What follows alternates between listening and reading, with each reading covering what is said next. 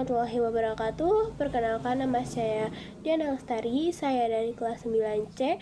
Saya akan membacakan cerita tentang kota tanpa buku. Mau tahu kelanjutannya? Saksikan terus.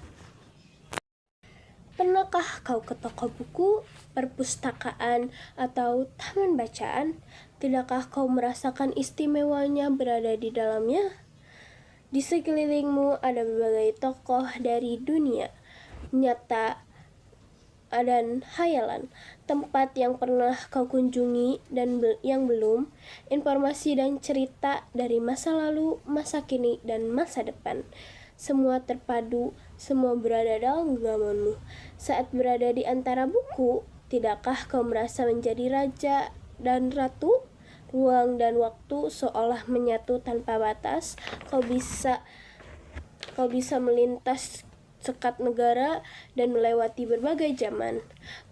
Kau bisa menyelam ke dalam samudra, melayang di angkasa, bercanda dengan aneka satwa, dan berkelana di tengah padatnya kota, juga rimbalaya.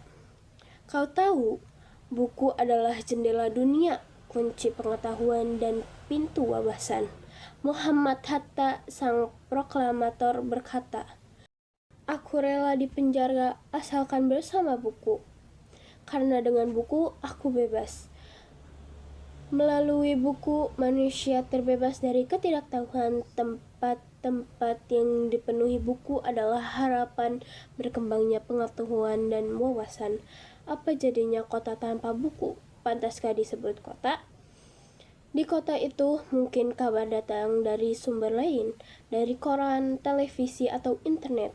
Mungkin informasi dan cerita datang dari cerita nenek moyang, sebagai dongeng-dongeng sebelum tidur.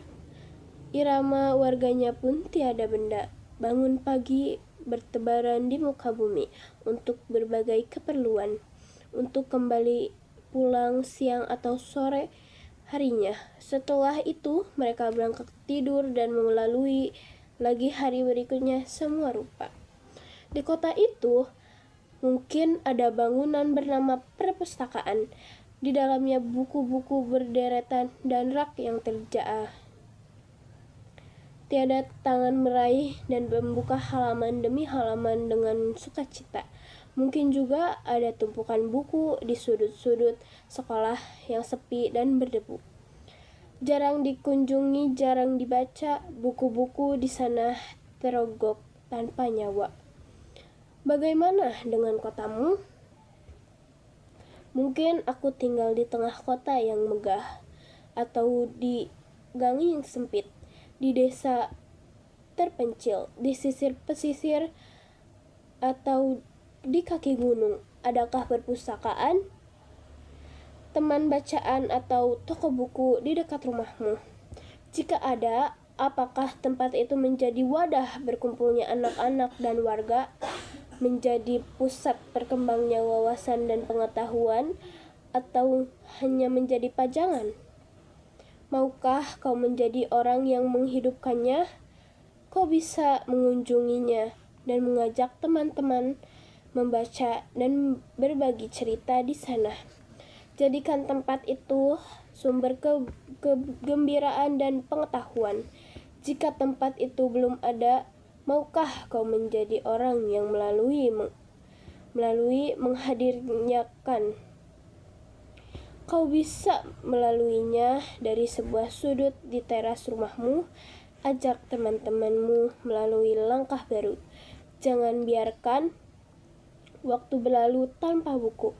Siapapun dirimu, bersahabatlah dengan buku.